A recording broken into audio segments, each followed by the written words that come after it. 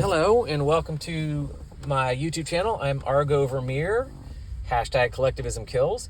This is my YouTube channel. It's the channel associated with my blog unreformingtheology.com, where we talk about where I write lots of articles on all the kinds of things that appear on this channel, as well as Reformed theology. Or I used to focus almost exclusively on Reformed theology. Now it's morphed into examining the metaphysical assumptions of all kinds of ideas and institutions. And of course, in this series, we're looking at science. And the name of this series is When Science Becomes Religion, It's Clumsy and Dangerous. Now, this is part 3. I don't know how much of the article I'm going to get to because I have kind of a lengthy prologue, you might say. I have a topic that might take the bulk of this upload.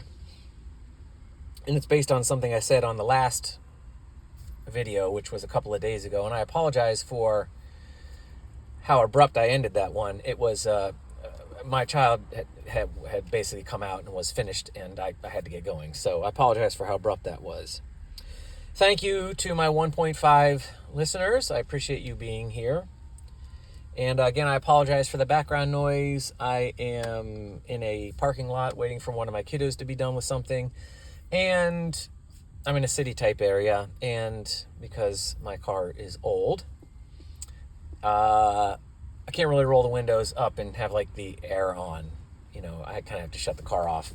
I mean, the car runs fine. I just don't have anything like I don't have like air conditioning. If I roll the windows up, it's going to fog up because it's been rainy and humid here for the last 3 weeks. So I have to have the windows down. So you have to put up with the background noise. So I apologize. Okay, so now there is an axiom that I have been making for years, which I never seem to get any traction on, meaning it doesn't have the effect on people that I think it should.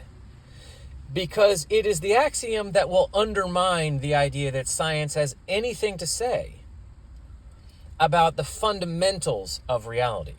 You know, like I said in the last video, science is merely a methodology. It isn't a philosophy. It has no metaphysical frame of reference, which means it can't tell you why everything is here. It can't tell you whether or not anything has any purpose. It can't tell you not whether whether there's any such thing as objective truth or not. It can't tell you whether anything has objective value or not. It can't tell you whether or not you can get an ought from an is.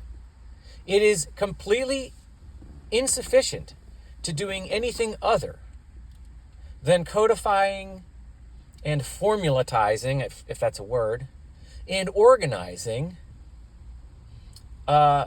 conceptually the relative movement or existence of objects man observes in his environment. It's all mathematics is a methodology for taking relative movement and organizing it into formulas,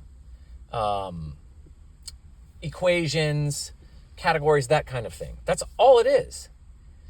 It has no power to explain the nature of what something is. What is something beyond its mere description and properties? It can't tell you where everything came from or how it got here or what it fundamentally is comprised of, even. It has no ability to do that.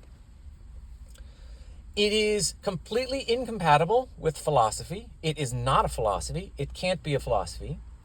It doesn't have any metaphysics. It is mutually exclusive of the metaphysical. It has no frame of reference for the metaphysical, and therefore it has no frame of reference for anything that follows necessarily from the metaphysical, which would be the epistemological, the ethical, the political, and the aesthetic.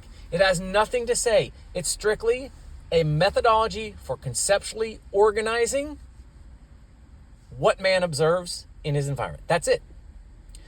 And this axiom alone proves that.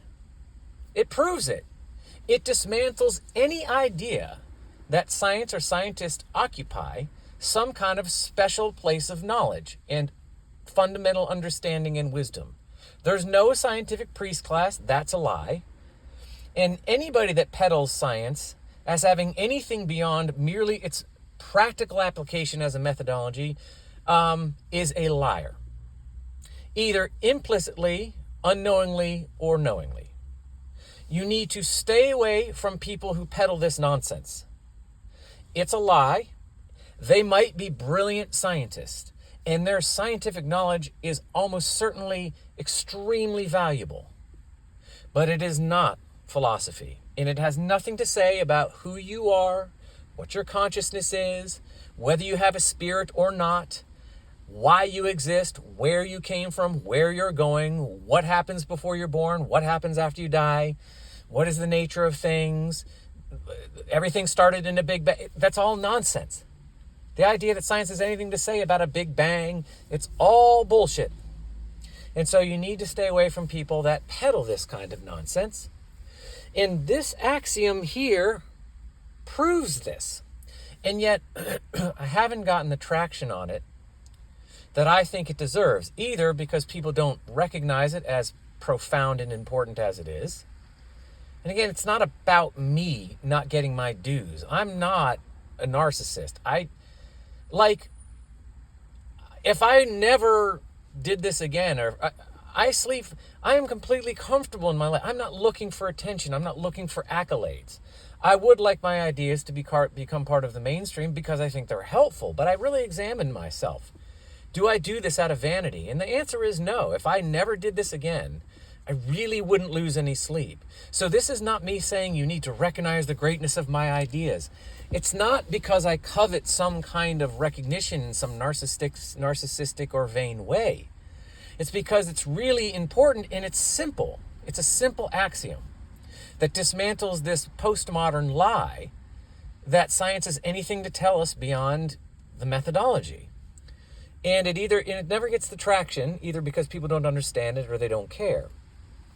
Well, today I'm going to try to make it so that it's not because you don't understand it. Now, you have to forgive me. I did like 15 minutes before this video where I rambled about a bunch of stuff, and then I was like, nobody wants to hear this. So I deleted it and I started over. So forgive me if I'm a little hoarse. Okay, so before we get to the video, if we get to the video, excuse me, not the video, if we get to the article, we're going to deal with this concept of this axiom that says the observer cannot be a direct function of what he observes. Understand that in scientific determinism, scientific mysticism, science as the new philosophy, or science as the replacement of philosophy. That's the other lie. We don't need philosophy because we have science. That's a lie. That's like saying we don't need carpentry because we have accounting. People say this, and it goes to show you that no matter how high the IQ, doesn't make them thinking men. Somebody like Stephen Hawking says, we don't need philosophy anymore because we have science. This is not a thinking man. This is a man who's high IQ, and he's a good scientist, but he's not thoughtful. He's not fundamentally rational. This is not a thinking man. This is not a wise man. He's a smart man, but he's not wise. There's no wisdom in that statement. That's exactly like saying, we don't need birds, we have frogs. We don't need cars because we have airplanes. We don't need food because we have shoes. It's crap. It's just rational crap. It's like saying, now that we have carpentry, we can throw out accounting. And you'd be like, what does one have to do with the other? And the answer is nothing. Stephen Hawking, when he says that, says something that's stupid. He's not stupid, but what it does reveal is that these scientists who tout their scientific knowledge and their high IQs are not wise. They're not wise people. They're not thinking men and women. And so they shouldn't be people that you listen to when you really want to understand who you are. What is the meaning of life? Why am I here? How should we organize? What is truth? What is morality? Is it objective or not? These are not people you want to turn to because they don't have the answers. I'm not saying that I am, but you should turn to thinking men and women. Men whose business it is to examine these questions, meaning they examine the metaphysical. And the metaphysical is objective. It is real. It is there. Science, you need to understand, has no ability to ask what anything is fundamentally and how it got here and where it came from and why it's here. None at all. Science can't even make the declaration that metaphysics doesn't exist because it doesn't have a frame of reference for metaphysics. The idea that there's no such thing as the metaphysical is in fact a metaphysical conclusion. That's the irony, okay? But anyway, so here is the axiom. The observer cannot be a direct function of the observed, and you will notice every peddler and snake oil salesman of scientific determinism, or science as the new philosophy, or science as a replacement for philosophy, all of them, if you examine their ideas, all of them say the observer is a direct function of what he observes. Think about that. If the one who is observing and determining scientific truth is a direct function of what he is observing, then he doesn't exist, which means he doesn't have a frame of reference for knowing any scientific truth. There's no one doing the science. There's no one aware of scientific truth because there is no such thing as the observer doesn't exist. Once the observer is a direct function of that which he observes, there is no observer. There is no one to proclaim scientific truth. They don't exist. There's no distinction between the observer and the observed, you see. So once the observer becomes a direct function of what he observes, then his existence is entirely subjective at best, which means he cannot be aware of nor proclaim scientific truth, such as the observer is a direct function of what he observes. Now, I understand this is hard to apprehend, but if there's no distinction between the scientist and the science he's doing, then he's not doing any science, which means he's not discovering any truths from science, which means he's not able to discover that he is a direct function of that which he observes. The whole science itself collapses under the weight of the contradiction, unless there is a distinction and a fundamental existential distinction between the observer, the scientist, and the science, the observer and the observed. There's no science, there's no scientist, and there's no scientific truth. So let's get into that, because I only have about 15 minutes left to go. I probably won't get to my article today, so I'll entitle this something else. I'm trying not to get too spurgy, as the kids say. I'm trying to keep it calm. So I wrote out some notes. Here we go. The observer must possess fundamental and objective, absolute existential distinction and legitimacy. The observer must in and of himself be objective, fundamental, and absolutely distinct. He must be a legitimate. He must possess a legitimate and singular conscious frame of reference, distinct from that which he is observing. This is an axiom. This is a prerequisite for science. The observer must fundamentally exist outside of anything scientific he is observing. Any science, the observer must be fundamentally distinct from anything he observes in his environment at the most fundamental level. You are not that which you observe. Meaning, if you come to the conclusion that the little red ball operates according to certain laws of nature and laws of physics and has these properties that are rooted in these molecules and atoms that move a certain way, that cannot define you qua you as the observer in your nature. You cannot be in your essence the same thing that you describe the ball as being. You qua you, not your body, not your brain, but you, your singular self. Your observational conscious frame of reference is entirely distinct from all of that which you have observed and recorded and codified in the ball. That is a prerequisite for science actually existing. and being efficacious to anything. So, the observer cannot himself, qua himself, be subject to those or that physical reality and the physical foundations of that reality. For example, as we would describe the reality, scientifically I mean, as being rooted in laws, forces, processes, equations, systems, etc., which he observes.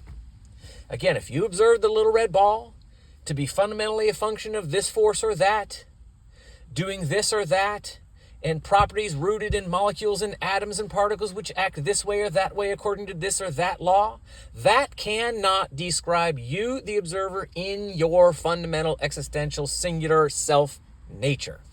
Your conscious observational frame of reference is entirely distinct. It is not a function or a product of those same laws, forces, particles, etc. Okay? It's not. It can't be. Once it is, there's no science, there's no truth. Now, it used to be that we would say God. Okay, God, or that man's self or his soul, his spirit, which was from God, and God was above the physical. That used to be the argument for how science could be done objectively. The observer was made in the image of God. He was different. He was above this physical creation he was observing and measuring. He fundamentally existed transcendently in his spirit with God. And honestly, that's fine. You see, it doesn't really matter. This is what I'm trying to get at. It doesn't matter. I mean, it matters in the long run. It matters fundamentally. What I'm saying is it doesn't matter to science how you want to define the observer, just as long as the observer is understood to not be a function of fundamentally that which he is observing. So whatever he observes in the physical world is not something which his singular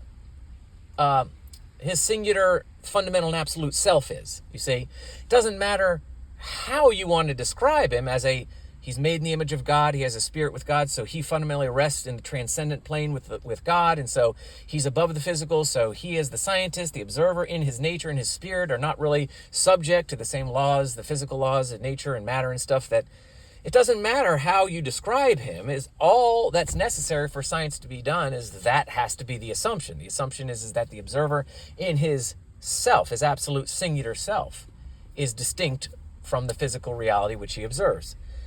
Now, of course, if the metaphysical assumptions about man's nature are false, that's a problem and that needs to be dealt with. But you can still do science. You just have to understand and accept there's a distinction. The observer is not a function of the observed, and then you can do science. And then however you want to explain why you're not fundamentally what you're observing, that is a different debate. And we can debate the merits of how we describe that, and that's a good debate to have. But that doesn't change the fact that science requires that distinction in order for it to exist or be or do anything.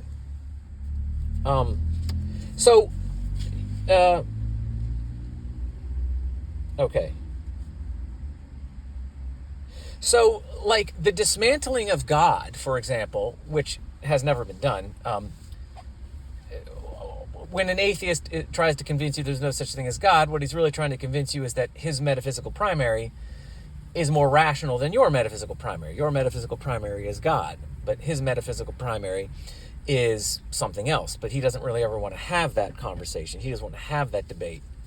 And I'm going to roll up this one. A lady just pulled next to me. I don't want to talk and annoy her. So she's really cute kids, though. They like to look at me while I do these blogs. It's a little distracting, but I kind of forget about them after a second.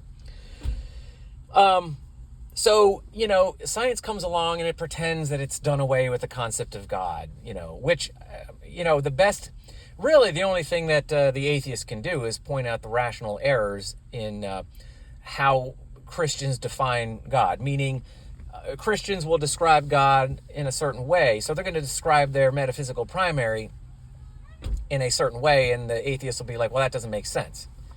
And that very well may be, but that's not necessarily disproving God. It's just, in my opinion, that's just disproving the metaphysical assumptions of Christians, which may not, in fact, necessarily represent God correctly. But that's not the same thing as destroying the concept of God.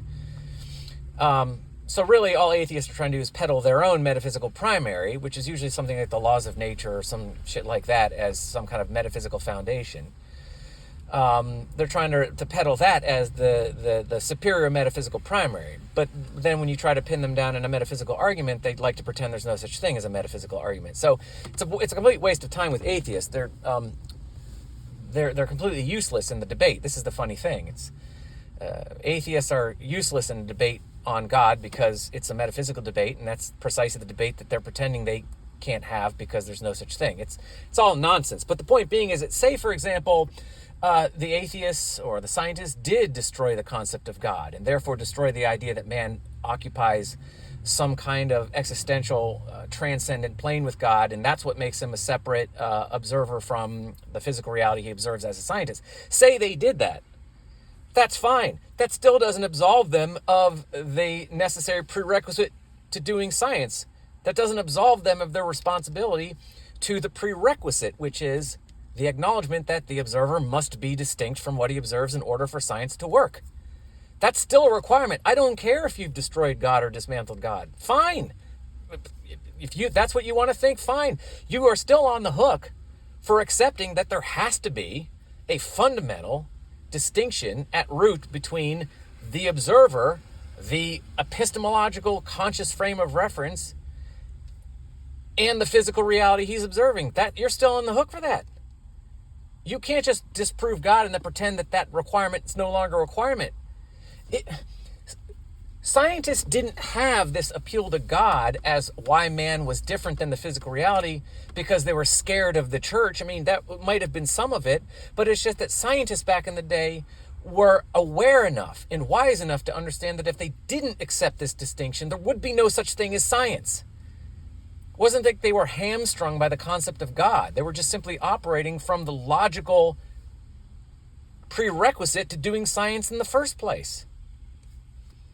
We like to think, they were just scared of the church and they didn't want to say the truth, that God's a fucking lie and all. No, they were like, well, we have to have a distinction between the observer and the observed, and God seems to make sense to most people, so we'll just go with that.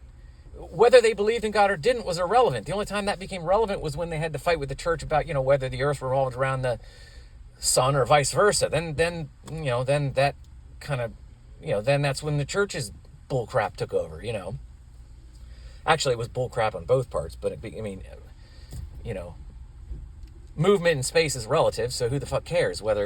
If you want to describe it as the sun revolving around the earth, that's fine. Just understand that mathematically it works better the other way. But anyway. So it's not a get out of jail free card. Oh, we've disproven God. Therefore, we can ignore the prerequisite for doing science. Alakazam poof. The observer is a direct function of what he observes, and science still works. No, it doesn't. You're still on the hook, bro. So in order to do science, I'm sorry, you have to concede fundamentally that there is a rank and object, not a rank, an object and errant demarcation between the physical, the observed, and the metaphysical, the observer, for science to in fact exist at all.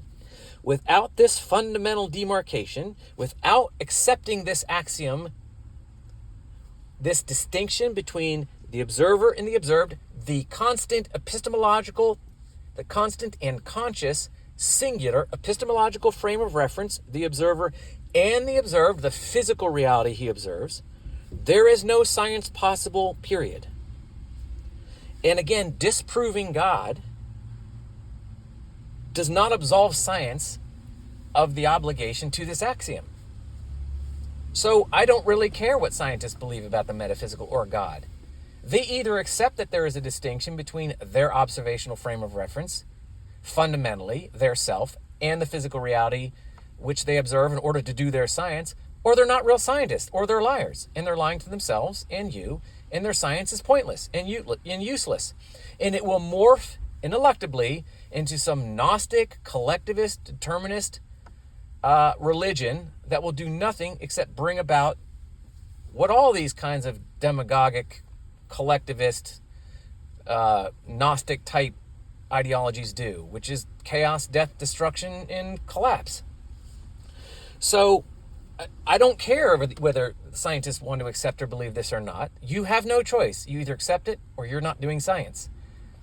You may think you're doing science, and you may in fact be doing some science, but you will never be able to acknowledge it as such. You will never see it as such, and you will inevitably use your scientific knowledge to bring about some kind of hellscape on Earth, because you will allow it to morph into some kind of stupid, wicked, clumsy, cultish religion. And welcome to the United States in 2024. This is where we are. And Brett Weinstein wants to make scientists a priest class. Tell me I'm wrong, bro. I mean, tell me I'm wrong. I'm sorry I said bro. I say that to my cat all the time. And so, sorry about that. I know it's annoying. Tell me I'm wrong, my friend. So, the observer cannot be a direct function of that which he observes. If the conscious frame of reference by which scientific truth is known is a direct function of that scientific truth, then there is no frame of reference for the truth, that scientific truth. And thus, it cannot be said to be known, and therefore it cannot be said to be true. Let me say it again. The observer cannot be a direct function of that which he observes. If the conscious frame of reference, the epistemological frame of reference by which scientific truth is known, is a direct function of that scientific truth, then there's no frame of reference for the truth, and thus it cannot be said to be known, and therefore it cannot be said to be true, and therefore there's no science. Without an objective, distinct, epistemological frame of reference for truth, whether that truth is observed, scientific or otherwise, then truth is entirely relative, and thus entirely subjective, and thus does not exist. Thus, there's no scientific truth. There's no point, purpose, or relevancy or meaning to science, which means there's no science, period. So, without an objective epistemological frame of reference for truth, then truth is always entirely relative, and thus entirely subjective, and thus does not exist, because subjective truth is fundamentally a contradiction. There is only one kind of truth, and that is objective, fundamentally. So, no scientific, and if there's no truth, sorry, there's still people. So if there's no scientific truth, then there's no truth. Then there's no point or purpose so if there's no truth, then there's no scientific truth, which means there's no point or purpose or relevancy or meaning to science, which means there's no real science, period. And the philosopher king is also not a get out of jail free card. There is no appealing, oh wait, here comes the sirens. Motorcycles, sirens, music, usually you get it all. So here we go, can you hear that? Don't worry, there's usually... What surprises me the most is how all that racket always comes from just one vehicle. It can be a huge fire truck or a tiny little ambulance. But the racket these things, you would think there's a parade of them coming down the street. They've gotten so good at creating such a cacophony of siren noise that you think it's a parade of them, and there's always only just one. And you're like, how do you make so much friggin' noise from one vehicle? Anyway, so the philosopher king is not a get out of jail free card either. You appealing to your divine enlightenment is not an excuse. And this is why. It is an abject contradiction in terms to say the observer can be a function of the observed. It is a contradiction of truth to say that somehow there need be no epistemological frame of reference for truth, and yet still there is truth. There's no way to make the observer a function of what he observes. There is no way to wreck the distinction between the conscious epistemological frame of reference and the physical reality it observes, and still make it so that truth is possible. Scientific truth is possible. Because why? Because it's the equivalent of 2 + 2 is 5. You can't explain it to me because you can't explain it to you. So I know when you appeal to some kind of Gnostic divine knowledge, you're just so smart. I'm such high IQ. Nature has gifted me with this postmodern gnosis we call high IQ and being good at math as somehow an absolution for my contradiction. No, none of that washes. I don't care how smart you are. I don't care how good at math you are. You cannot make 2 + 2 is 5. You can't conceptualize it. So I know you're lying. Anybody appealing to Gnostic enlightenment is lying. They are a liar. And you need to what they're trying to convince you is that 2 + 2 is 5. Up is also down at the same time. Black is also white. Square circles exist. Just because somehow they know it, they just know. How do they know? They just know. They can't explain it to you. You wouldn't understand anyway. You know why you wouldn't understand? Because they don't understand. They, like you, all consciousnesses work the same. The epistemological primary, which is conceptual consistency or non-contradiction, works the same for everyone. Everyone. Every consciousness is rooted in conceptual consistency. The reason why they can't explain the contradiction to you is because they don't understand it either, because their consciousness, like yours, no matter how smart it is, has no frame of reference for contradiction. Contradiction is mutually exclusive of consciousness. So put away these peddlers of scientific mysticism, put away these peddlers of the collectivist determinist ideology called scientific truth, science as the new philosophy, or science as the replacement of philosophy, or the scientific priest class. Put all that away. If you need someone to do your calculus for you, if you need someone to measure something, if you need someone to build something, the science is your guy. You need somebody to break down the chemical composition of this or that, the scientist is your guy. But if you need answers about what's ethical, what isn't, what's moral, what isn't, how humans should organize themselves, where did I come from, what am I, what is my consciousness, stay away from them. They don't know. And those are legitimate questions with real objective answers because they're rooted in the metaphysical, and the metaphysical is a thing. It's objective, it's real, it exists. You just have to go to the right professionals. You have to go to the right people. I'm not saying it's necessarily me, but you need to go to wise people, wise men and women, thinking men and women. Those are who you want to seek out for those kinds of questions. You want to go to the carpenter for your carpentry needs and your accountant for your accounting needs. You don't swap them out. So, all right, that's all I have to say. I hope that was useful. Sorry I didn't get to the article, but nevertheless, I think this was valuable, and I will upload it soon. And thank you for the 1.5 people who listen. Have a great night, and I look forward to talking at you later. Again, sorry for the background noise, but kids are really cute. So, I mean, little kids are adorable. You got to let them just be loud. That's their nature. All right, talk to you later. Take care. Bye.